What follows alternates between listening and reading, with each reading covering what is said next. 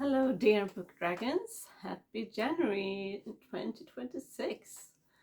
So many new fantastic books to read this year. I got this gorgeous book for Christmas from my boyfriend, and it's beautiful. When the Moon Hatched in a special edition. I'm really looking forward to read this.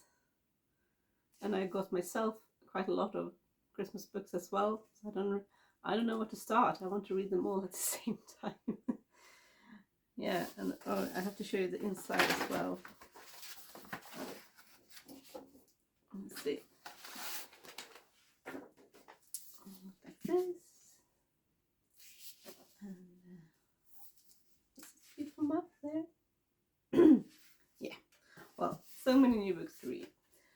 Today I want to focus on the books I read in December, and then I'll make a new video tomorrow about my favorite books 2025. And I'll also make a video going through my book diary, how it all turned out last year. So I read 5 books in December, and I forgot to talk about this book in my last video, and that's The Last Bookshop in London, or of London, by Madeline Martin.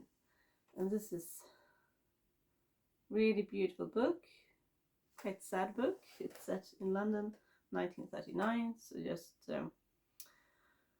yeah, it's about the Blitz. I read a lot of books about the Second World War and the First, many set in England and in France and Germany, but this is the first book I read about the Blitz. And my own grandmother was in London during the Blitz, so it was I thought about that a lot while reading this book.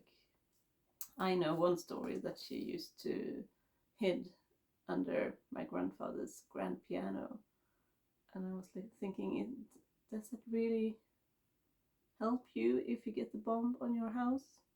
I don't think so. Yeah.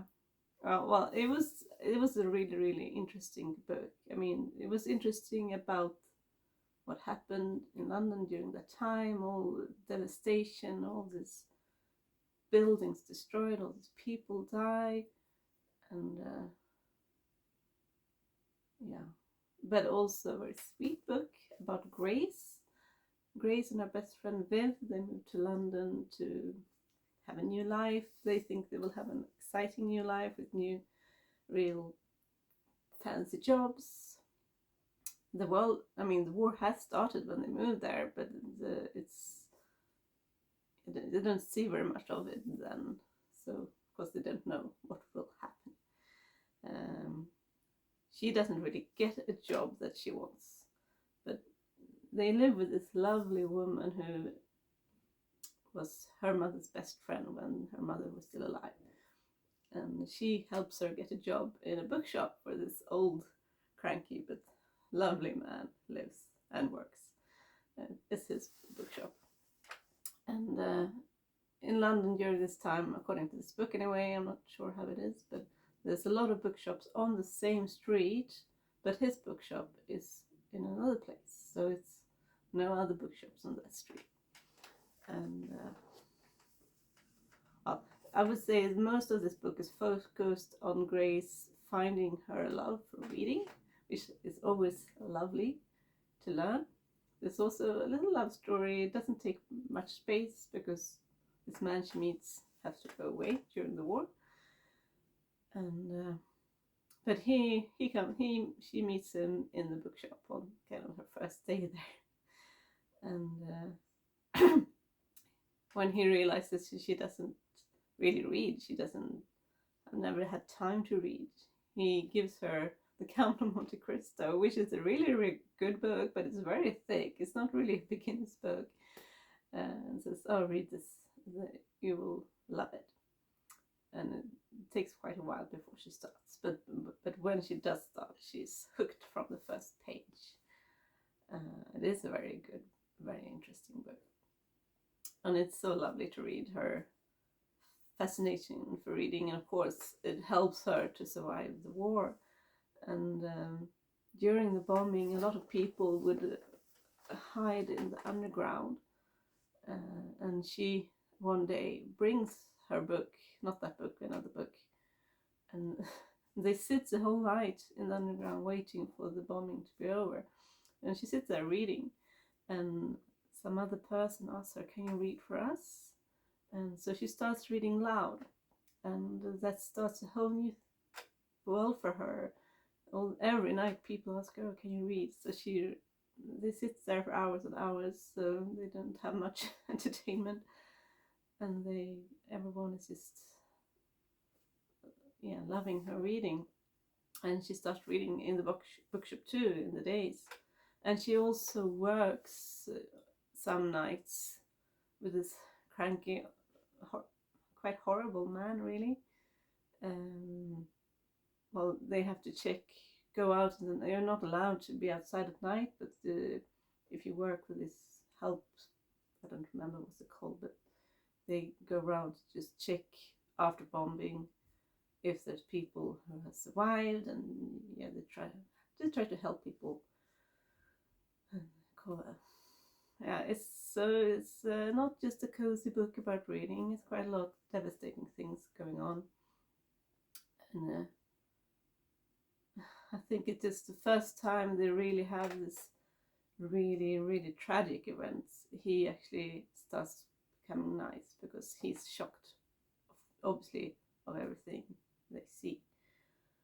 So I would say this is a book about friendship, it's a book about books, and it's a book about surviving, how to survive a war, and love for reading and friendship. So this was well, not a 5-star, but I gave it 4.5 then when I read it. Maybe I'll actually give it higher now. I would have loved to read more. I mean, it's not a very thick book. I could have read the double amount. So I really recommend this.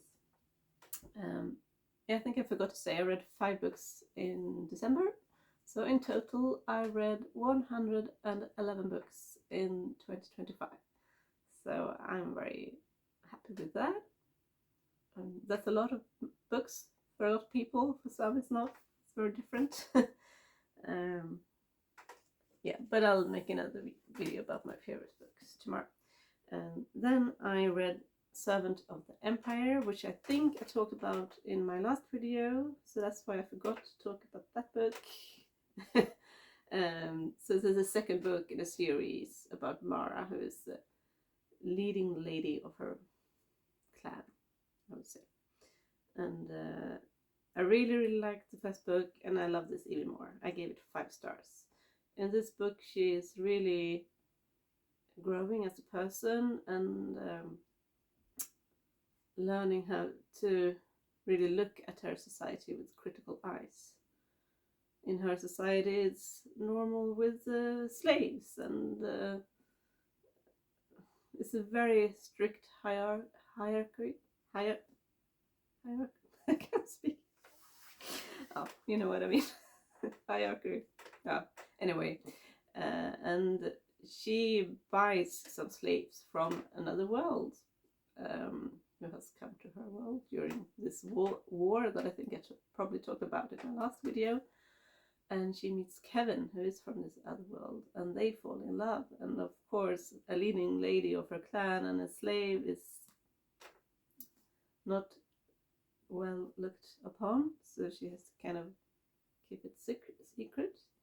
And they have a lot of arguments, and it's very passionate. But it's so good because he really makes her see how flawed her society is. His society is very different from hers. It's more kind of a medieval Europe where he's from. So obviously it's not great either, but it's, they don't have this system of shame that if you're a slave, you must have done something wrong in your last life. They don't believe in the wheel of time in his world, but in her world they do. So they're very, very different. And but it's really, really good. And the third book that I finished on New Year's Day it was even better. Even some parts felt a little bit sluggish, but it was really, really good too. A warning though, there are several people who dies during this series, and I think it was when I started this book. No, it must have been the beginning of the third book. There was some really devastating death that I was like a little bit angry with, like, why? It's too much. She has enemies who really wants to kill her. It's a very dramatic series, a lot of things going on. And in the second and in the third book, you get to follow people, not just her, you get to follow her enemies as well. And her head enemy in the second book, he's just totally evil, crazy. And yeah, so don't read it if you don't want to read about evil people and people dying. But yeah, it's really, really good. I'll talk about the third book in my next video then, because I finished it in January.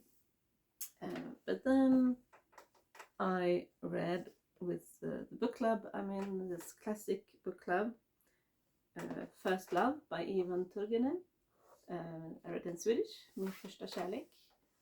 It's an interesting read, quite quick, short, as you can see. This is an old book, obviously, so quite old-fashioned Swedish, but not difficult to understand at all. It was easy to read. And this is about the 16-year-old young man, who tells his friends in the beginning you just get to read a very short chapter about some men who meets, and they want to talk about their first loves, and he tells them on when he was 16. So we go back to when he was 16, and his parents are noble, well-connected people, and they rent out a villa to another family, and a woman and her daughter who's 20, and he falls in love with her on first sight, really. This young, very naive young love that's just blind. So it is really first love, not true love, it's first love. And yeah, I think we all know this, the devastating blind love that we think is real love, right? Because it's so strong, the feelings are so strong. And as a reader, you see that she's not a very nice person. She seems kind sometimes to him, but she's mostly playing with him and other men around her. And there's always a lot of men around her. They all want her attention, and they have these games, and it's a little bit of a strange book. I didn't love it, but it was interesting. I think I gave it 3.8 stars. I mean, the writing is good, and there's some parts where the author he's really good at describing this boy's feelings. I don't even know the name of this boy. Which is kind of weird. I know the name of the girl. That was like the only one I could understand who was who. As it often is in the Russian books, people have several names, and as it is told from his point of view, we don't really get to know his name, I think. Not his first name, anyway. Yeah.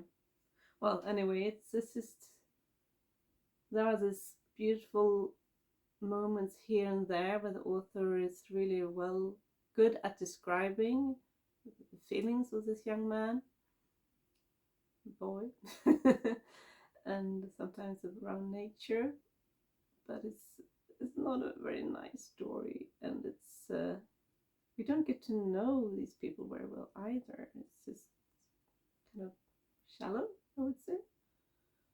And when he realizes what's going on, of course he is devastated that she loves someone else, but then he kind of brushes it off anyway. I don't want to spoil too much, but it's kind of, I found that really weird. And yeah, I wouldn't say that I recommend it. There are other classics that are better.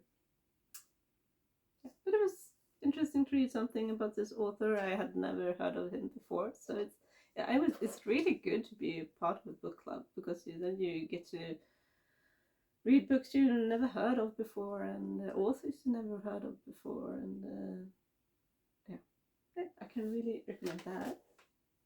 And the last book that I read, I didn't read as much as I usually do in December, because I'm also working quite a lot on a gift to my boyfriend, and so that takes some time from me, and I knew I wasn't going to be finished for Christmas, but yeah, he knows he will get it at some point.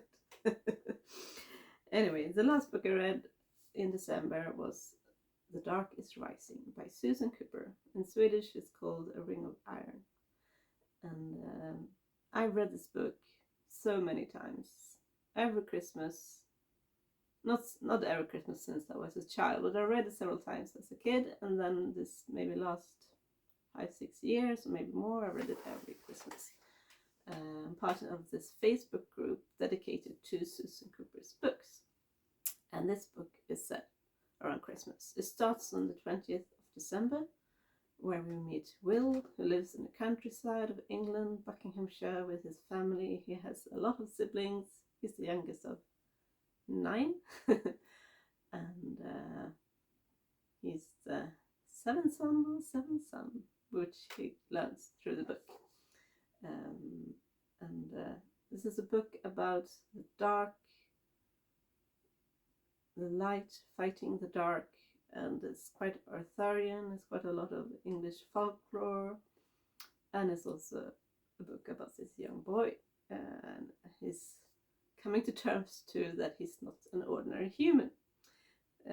He's one of the old ones, I guess you say in English, because I only read it in Swedish. I don't know what they actually call it in English, but in Swedish it would be an old one.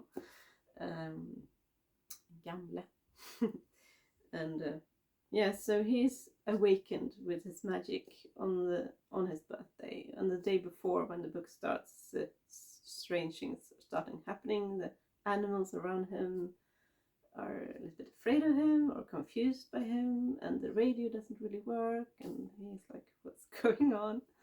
And then on his birthday, the 21st, he wakes up, and there's another world outside. There's suddenly a big forest. He goes out. He knows that when he looks back, his house will be gone. And that's where the adventure starts. And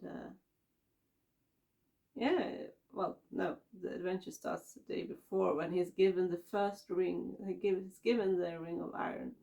And it's like a circle with a cross inside. And that's the first sign he gets. And he gets this mission in this book to collect all the 6 signs. They're all the same.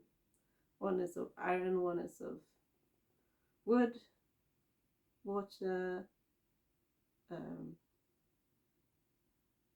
stone. Oh, I don't remember them all. It doesn't matter, but it's an adventure, and it's also a lot of Christmassy things, a lot of winter, lots of snow and caroling and Christmas gifts. So it's a really cozy book to read around Christmas. And yeah, it's really good book. And when you read the book so many times as I read this, you see these little things like, oh, I've forgotten that. I didn't. When you find this little misprints, like his mother talks about her. Yeah, she's mentioned that, oh, there's an M for me. But then later in the book, you get to know her name is Alice, and I was like, but why did she have a sign like an M? Obviously, she didn't. There was a misprint in the book. but this is really, really good. And this is the second book in a series, but you can read it as a first book. The first book is Over Sea Under Stone, and that's set in Cornwall. This is in Buckinghamshire, and there's 5 books, I think, or is it 6? Well, they're all set in Cornwall, or at his place, and in Wales, and they're all set during holidays. So it's like Easter holiday, summer holiday, Halloween, Christmas, and another summer holiday. Well, I think the last book is around midsummer. So, yeah. It was a long time ago I read the other books, so I think I really want to read the rest of the series this year. So that's one thing I want to do this year. And read all my new books, and read a lot of old books that's been waiting for me. I will really try to not buy so many books this year. It's difficult. There's so many books I want to read. But I'll see you very soon again with my favorite 15 books of 2025. Bye.